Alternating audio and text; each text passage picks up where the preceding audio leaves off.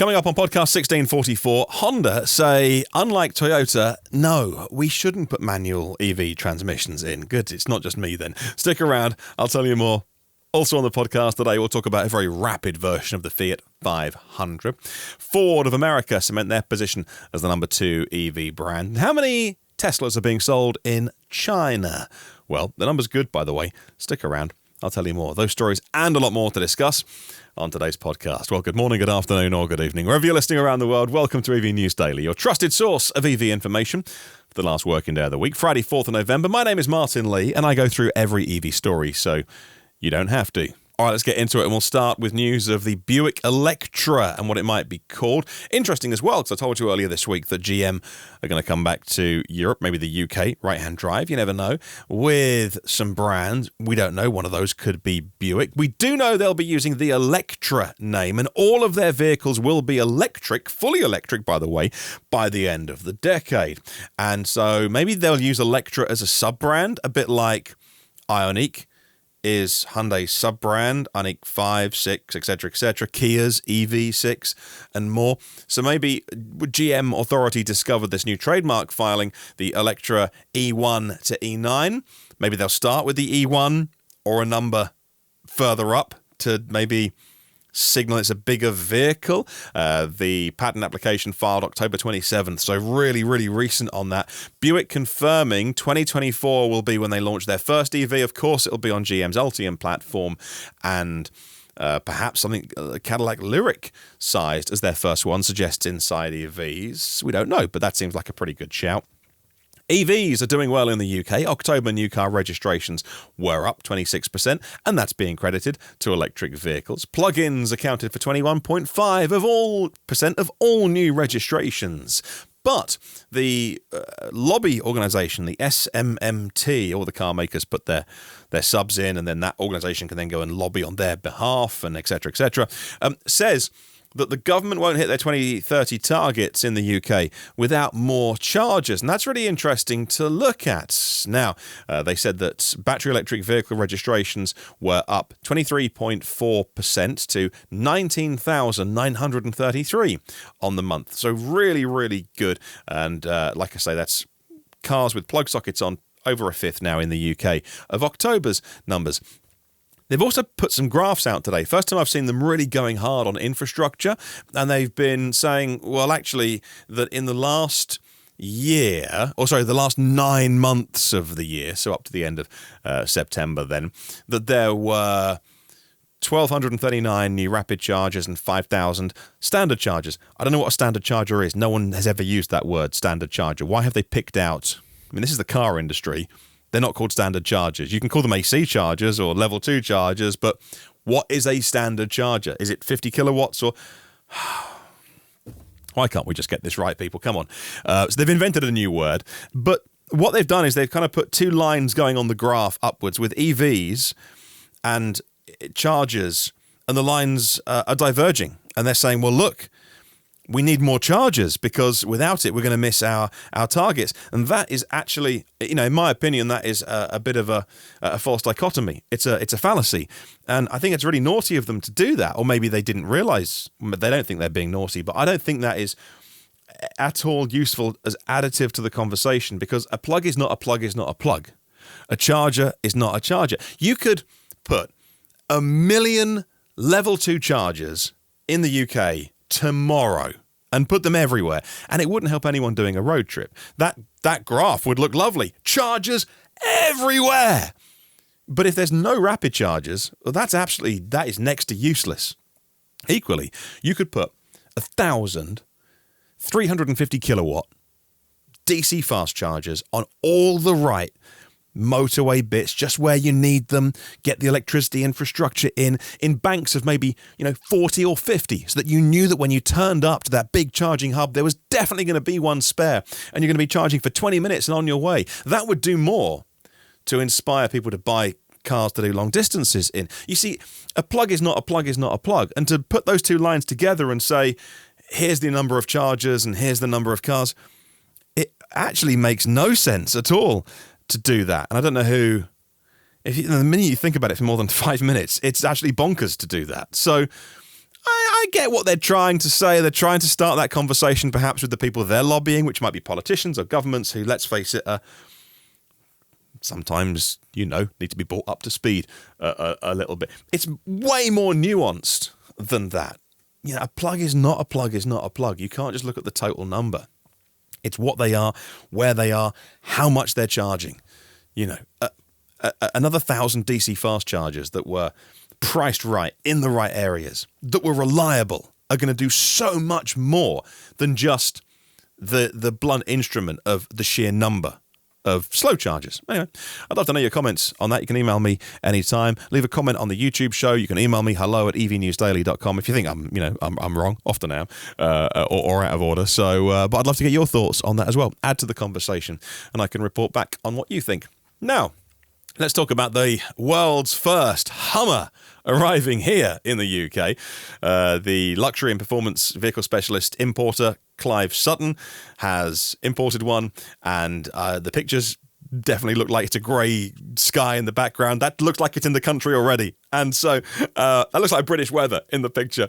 But this vehicle is like over 5.5 metres long and almost 2.5 metres wide. It's going to look stupid on UK roads, but that's not really the point, is it? They've put it on for £320,000. So whoever buys this, it's going to be their fourth, fifth, sixth car, even if it gets driven, I don't know. But very cool. We've got one in the country. And if you are the buyer of this, congratulations on spending so much money on a car that you don't need. Right, let's talk about two new Lucid Airs, the Lucid Air Pure and the Air Touring. They're going to be unveiled on November 15th at a special live event, and they're going to tell us more at that event about their next project, the SUV, the Gravity, which is, I think, going to get a lot of attention. The full Air lineup will be on display for the very first time. So you're going to have the Pure and the Air Touring alongside what we've already got, the Grand Touring Performance, and the Sapphire. And so the Air Pure is still going to be all-wheel drive and dual motor, starting at just over $87,000. No EPA numbers on that. And then there's the Air Touring starting at $107,000 and change. And again, no EPA details on that. Peter Rawlinson, the CEO and CTO, will deliver a keynote at the Automotive News World Congress on Friday, November 18th, and talk about why he thinks efficiency is the new imperative for electric vehicles. Now, let's talk a little bit about that spicy Fiat 500e. My wife and I were looking at the La Prima version, which is the soft-top version. And that's really well spec'd and really expensive as well for such a tiny, tiny car. Definitely a second car. But 200 miles of range is pretty cool. Now, the Abarth version should be a wild version of that vehicle. And so wait and see when it arrives and how Abarth do that, because, of course, in combustion world, it's all about pops and bangs and, drama. And so the subdivision of Fiat that is effectively the Go Faster stripe, but they'll make it look different and re-engineer it. Should be very, very cool. Now, Ford is America's number 2 EV brand, up 120% over the last year, they say, with their October numbers. And I think so they should be, because now they've got the F-150 and the Transit to back up the Mach-E. The Ford F-150 is America's best-selling electric truck with sales of just under 2,500. E-Transit selling about 770, Mustang Mach-E about 3,000 on the month of October, they say. And they're number 2 in the US market behind Tesla. A Reuters article next, talking about Tesla in California, their market share slipping as their rivals step up is the headline. It's like, well, this is quite a dramatic story. Let's look into this. The dominant market share of Tesla is slipping, says Reuters in the January to September numbers, which Tesla don't publish statewide, by the way. But they've got some registration data they've looked at. It's now, you might want to sit down for this, 73% of the EV market in California, which is, yes, down from 79% 2 years ago. So it slipped 6 percentage points. With all of the new competition that's arriving now, look, I know it's different, because here in Europe, if Tesla get into double figures, they're lucky. They used to be much higher. And we've got a huge range of EVs that are much more suitable to European roads, and Tesla's still a thing, but it's just not really a big deal as much in Europe. Very desirable, of course, don't get me wrong, but in California, my goodness me, it's like 1 in 7 cars, more than 7 in 10 cars, EVs are Teslas. I can't get my head around that level of dominance, and to for the article to say it's slipping. Well, yeah, it's going down, but heck, if it had halved, I wouldn't have been surprised, but it's nowhere near. Moving on the podcast soon, we will talk a little bit about Tesla's numbers in China, and we'll have a look at how they're doing. I'm pretty well, by the way, but stick around for the actual number. And BMW and how their EVs are doing. Stick around, those stories, and a lot more on the way. Okay, let's talk about if you have the need to tow with a Tesla. The website Carscoops says that a UK customer bought a Model Y and didn't have the tow hitch as an official accessory because it wasn't, for the want of trying, it's not for sale here because it's sold out and not available. I gather supply chain sort of microchip shortages and stuff. And so he had a reputable third-party one added, but wasn't able to tow. Now I've never towed with a Tesla, so is there a mode that you need to enable? Is that switch literally not there on the cars? Because when he emailed them to say, can I have tow mode, they said, we can confirm that your vehicle is not able to tow anything as it does not have the tow package installed. Do not operate your vehicle with the trailer or anything on the tow hitch. Now, Carscoops say they've scoured Tesla's documentation and the Model Y owner's manual, and none of it mentions about only using Tesla's approved tow hitch. And I wouldn't be surprised if you could get them to back down on that, by the way. Bearing in mind that here, this is the EU. They've just banned Tesla's Lightning connector. We've all got to replace them with USB-C connectors. To go to them and take them to court and say, hey, I can't tow with this car because Tesla say it's a walled garden. I need their one. That wouldn't hold up. They'd be made to back down on that. I think Tesla would probably cave before it went anywhere near court to save a precedent being set. So that can probably be resolved, but it's going to be a bit of hassle for him, I imagine. I don't know. Now, how are they doing in China? Good, really good. October numbers are out. 71,704 China-made Tesla vehicles, according to the China Passenger Car Association, up from 54,000 this time a year ago, down from 83,000 last month, in the month before, in September. With Model Y, Model 3 heading towards maybe a capacity of 1.1 or million, 1.1 total capacity coming out of Giga Shanghai. The capacity there is just deeply, deeply impressive. As for China as a whole, the wholesale sales, they say, how many were produced? 680,000 new energy vehicles in the month of October. So just as scale is huge of EVs in China. BMW say that their challenging business environment has been mitigated by... You beat me. You got there before me. The punchline is always... the electric part of their business. That's the only thing holding up so many car makers lately. And they say that the EV, the electric side, has done really well. First 9 months of the year, strong with BMW and Mini, up 114% with electrified, all electric vehicles, rising 7.3%. Add in the plug-ins, because there's loads of plug-in hybrids when you think about the BMW and Mini combined. Tons of hybrid stuff. With a plug socket on, which is good, but still. The electrified share of deliveries is 16.2% for the first 9 months of the year of BMW, which is, again, it's double figures, it's chunky, it's starting to mean something. It's meaningful numbers at 16% of BMW as a business. They single out the iX and the i4 for doing well, 21,000 iXs, 20,000 i4s in the first 9 months of the year being sold. They also say that the BMW i7, that looks nice, by the way. That looks properly nice, the i7, and the iX1, both on sale by the end of the year, and iX3 and Mini Cooper SE getting a mention as well. Now, the Hyundai Ioniq 5 N version has been spied with more camouflage on, but perhaps a production body underneath. Seen loads of spy pictures of the N version. We still don't know what the engineering is, but if you draw a line from the Kia EV6 GT, sister car, cousin car, call it what you will, over to it, that could be 580 horsepower, 0 to 63.5, 0 to 62 miles an hour, 0 to 100 Ks in 3.5 seconds. Now, a recent report, according to Inside EVs, in September, talking to Albert Bierman, the former Hyundai N boss, saying that the N version of the Ioniq 5 could be up to 620 horsepower. Wow, that's proper rapid. Next in the news, we'll talk about Honda's CEO.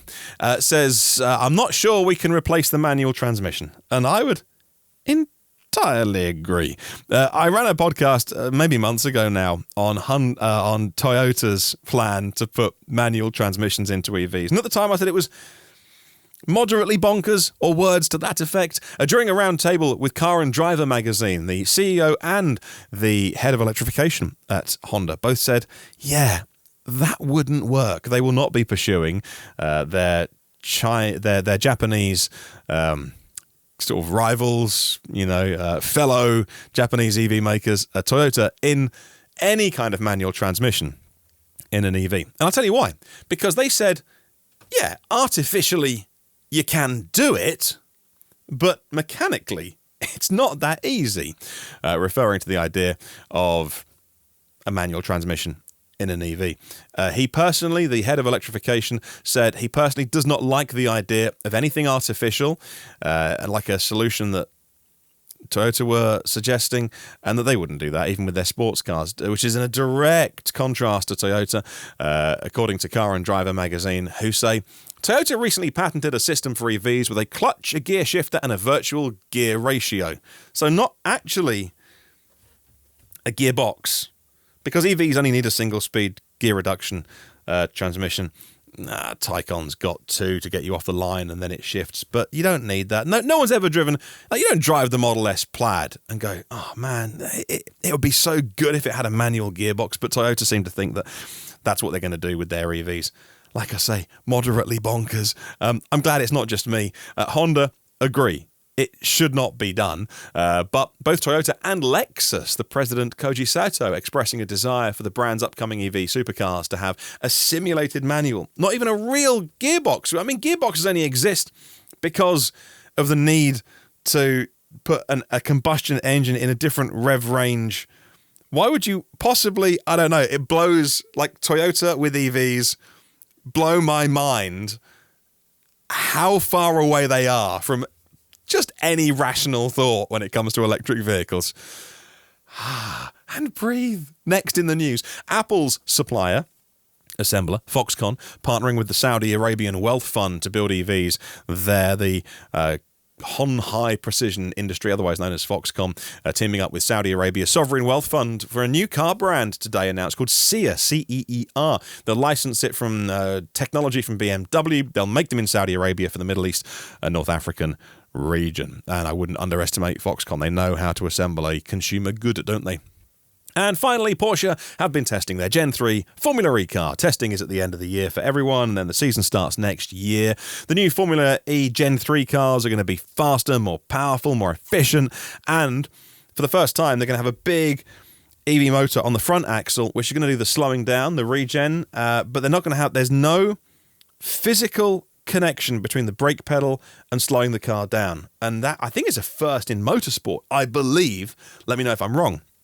I've never heard of it before, and it that has to work because these cars are going to be faster than ever before, and you probably, when your left foot goes down, you probably want it to work. Like, failure is just not an option to slow those cars down. Otherwise, you are heading to the accident very, very quickly. So, can't wait to see these cars in action, and that's your podcast for today. Thanks again for tuning in. I'll see you tomorrow, and remember, there is no such thing as a self-charging hybrid.